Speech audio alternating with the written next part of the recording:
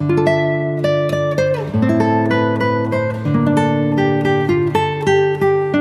Guys, welcome back to my channel. So guys, आज मैं आपके लिए लेके आऊँ किंग द लैंड के एपिसोड 5 की एक्सप्लेनेशन। अगर आपने इससे पहले के एपिसोड नहीं देखे तो आप उन्हें हमारे चैनल पे जाके देख सकते हैं, और साथ ही में मैं उन वीडियो के लिंक नीचे डिस्क्रिप्शन में भी दे दूंगा, तो आप उन्हें भी चेकआउट कर सकते हैं। और मैं आपको रैंडम सीन हटाकर मेन स्टोरी के हिसाब से एक्सप्लेन करूंगा। तो यहाँ एपिसोड 5 की स्टार्टिंग में ना हमें यहाँ पे इसका बचपन का सीन दिखाया जाता है, जहाँ पे असल में कहीं उसकी मॉम ना असल में कहीं खो गई थी और यहाँ पे वो उन्हें ढूंढ रहा था। तो यहाँ पे होटल का सभी स्टाफ ना उसे देख के काफी ज्यादा मुस्कुरा रहा था, और तभी से असल में इसे ना हंसी से नफरत सी हो गई थी। वही यहाँ पे प्रेजेंट सीन में असल में वो जब सैड हो गया था ना, वो यहाँ उसी जगह पे जाती है जहाँ पे असल में सारंग मौजूद थी। तो वो यहाँ पे उसे देख के उससे पूछ रहा था कि तुम यहाँ क्या कर रही हो। तो यहाँ पे सारंग ना फिर उसे देख के फिर वहां से जाने लगती है, और बहुत ज्यादा बारिश भी हो रही थी। और यहाँ पे वो जैसे ही जाने वाली थी ना, वो यहाँ पे गिरने ही वाली थी कि यहाँ पे वो उसे ना बचा लेता है, और फिर से वो वहां से ना जाने लगती है। तो यहाँ पे वो उसे रोक के कह रहा था कि बारिश ना बहुत ज्यादा हो रही है, रुक जाओ, मैं तुम्हें गाड़ी में छोड़ दूंगा। इसलिए वो यहाँ पे बाद में ना उसे गाड़ी में छोड़ने भी जा रहा था, लेकिन यहाँ पे सारंग ना काफी ज्यादा उदास लग रही थी। तो वो भी समझ जाता है कि जरूर ना इसका उसके बॉयफ्रेंड के साथ झगड़ा हो गया था।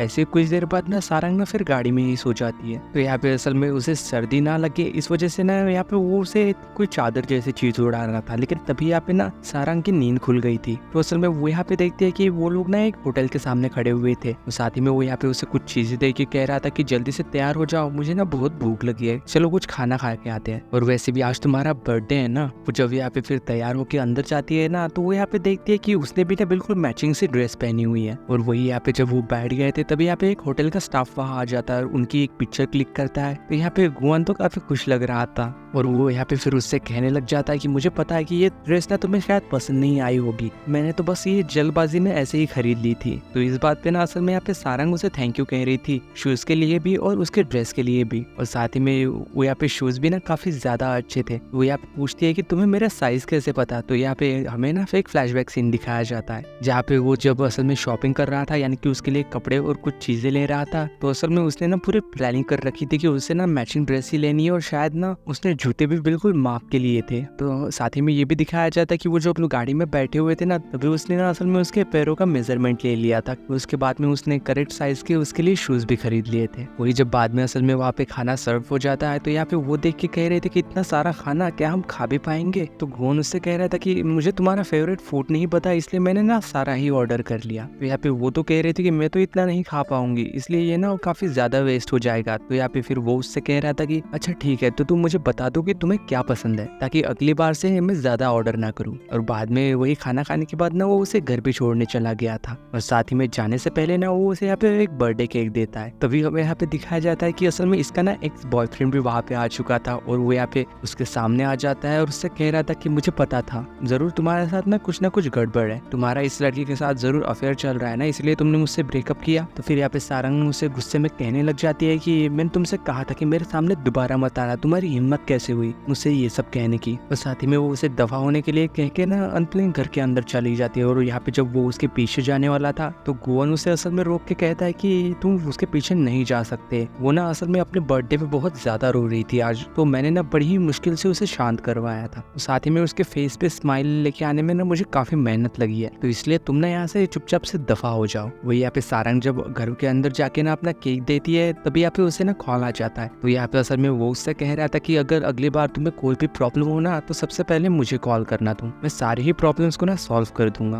और साथ ही में वो इसे हैप्पी बर्थडे कह के ना फोन रख देता है। वही जब हमें यहाँ पे नेक्स्ट मॉर्निंग दिखाया जाता है, जहाँ पे उसके फ्रेंड ना उसके घर पे आ चुके थे, और वो यहाँ पे उसकी ड्रेस देख के उससे कह रहे थे कि तुम्हें इतनी ज्यादा महंगी ड्रेस किसने दी, तुम्हें भी ना असल में उसे गिफ्ट के तौर पे कुछ देना चाहिए। और मुझे ऐसा लगता है कि शायद वो जरूर ना तुम्हें पसंद भी करता होगा, वरना लड़के कभी भी किसी लड़की पे इतना फालतू खर्चा नहीं करते। वही नेक्स्ट सीन में हमें यहाँ पे होटल में दिखाया जाता है, जहाँ पे इन लोग की ना असल में मीटिंग चल रही थी खाने के बारे में, यानी कि खाने के अंदर ना बेस्ट क्वालिटी इंग्रेडिएंट्स का ही यूज किया जाएगा, और इसी वजह से सप्लायर्स के पास ना हमारे टॉप एम्प्लॉयज को वहाँ पे भेजा जाएगा चेकिंग करने के लिए। तो यहाँ पे गुवन तो उसे इस बात को मना करते हुए कह रहा था कि ये काम ना असल में टॉप लेवल एम्प्लॉयज का नहीं है। और साथ ही में वो यहाँ पे वहाँ पे बैठ के ना उन दोनों की फोटो भी देख रहा था, जो की रात में खिंचाई हुई थी। तभी यहाँ पे सैमसंग भी वहाँ आ जाता है, और वो यहाँ पे उससे कह रहा था कि प्लीज हमारे टॉप टॉप लेवल एम्प्लॉयज को ना वहाँ पे जाने दो तुम, क्योंकि ये हमारे होटल के लिए ना एक फायदे का सौदा हो सकता है। वही यहाँ पे फिर बाद में सारंग को जब दिखाया जाता है, वो यहाँ पे ना उसके पास मैसेज करके पूछ रही थी कि क्या तुम काम के बाद फ्री हो, तो वो तो यहाँ पे जो उससे झूठ कहने लग जाता है कि नहीं मैं बहुत ज्यादा बिजी हूँ। तो वो कहती है कि अच्छा ठीक है फिर, पर यहाँ पे वो मैसेज करता है कि नहीं रुको, मैं तुम्हारे लिए ना टाइम निकाल सकता हूँ। और वो यहाँ पे फिर उसका रिप्लाई का वेट कर रहा था, लेकिन वो तो यहाँ पे उसे रिप्लाई ही नहीं करती। तो इस वजह से वो ना यहाँ पे उसके पास चला गया था और उससे कह रहा था कि तुमने मेरे मैसेज का रिप्लाई क्यों नहीं किया। तो आप बता रहे थे कि हम लोग काम के बीच में ना फोन यूज नहीं कर सकते,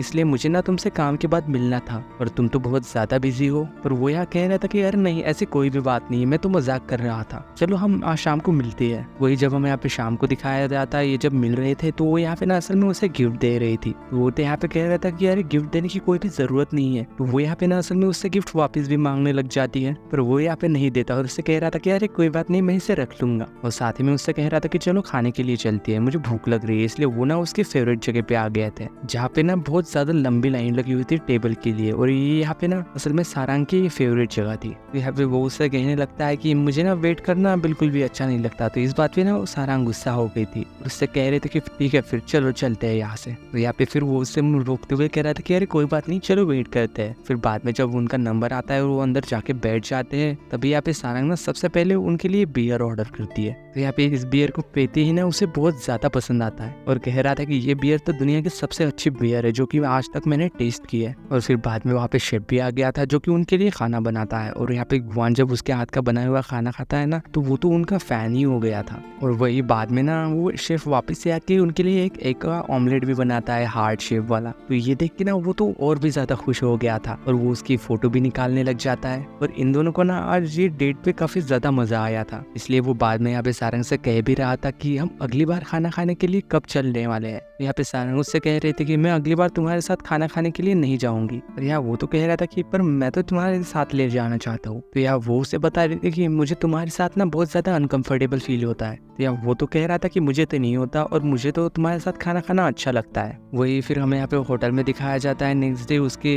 कलीग के साथ, जो कि यहाँ पे उसे बता रहा था कि तुम्हें ना आज सभी वीआईपी क्लाइंट्स को फोन करके यहाँ पे बुलाना है, यानी कि होटल में आने का इन्विटेशन देना है, क्योंकि वो काफी समय से होटल में नहीं आए। तो यहाँ पे सारंग ना वही काम करने लग जाती है और वही यहाँ पे गुआन को दिखाया जाता है जो कि यहाँ पे उसे ना छुपके से देख रहा था। तो इस बात पे ना उसे काफी गुस्सा आ गया था, इसलिए वो यहाँ पे उसके पास जाके ना उससे कह रहा था कि तुम ये सारी चीजें क्यों कर रही हो, कि तुम बोनस पाने के लिए कुछ भी कर लोगी। तो यहाँ पे वो तो कह रहे थे कि मैं तो बस अपना काम कर रही हूँ जो कि काम मुझे दिया गया है। तो ये तो यहाँ पे गुस्सा होके ना फिर वो वहाँ से चला गया था। बाद में सैनसिक से कह रहा था कि क्या एम्प्लॉयज बोनस के लिए कुछ भी कर सकते हैं। तो इस वजह से यहाँ पे वो सोचता है कि इन लोगों को ना मैं उस ट्रिप पे भेज ही देता हूँ जहाँ पे उन लोगों को ना असल में सप्लायर्स के पास जाना है और उन लोगों को हमारे होटल में बेस्ट इंग्रेडिएंट्स भेजने के लिए उन्हें कन्विंस करना है। तो यहाँ पे फिर वो चिट्ठी निकाल के डिसाइड करते हैं कि कौन कहाँ जाएगा। तो यहाँ पे सारंग को ना एक बहुत ही दूर वाले जगह पे जाना पड़ता है, जहाँ पे असल में उसे ना किसी जिनसन नाम के क्लाइंट के पास से ना वो इंग्रेडिएंट्स लेके आने हैं। वही यहाँ पे सारंग को बाद में जब दिखाया जाता है, वो यहाँ पे देखते हैं कि वो कुछ प्लांट्स के बारे में, और यहाँ पे गुवन को तो उसकी ज्यादा फिक्र हो रही थी क्योंकि वो काफी दूर चली गई थी। और यहाँ पे सारंग ना असल में फिर बाद में उस जगह पे पहुंच चुकी थी। तो यहाँ पे असल में एक लेडी उसे बता रहे थे कि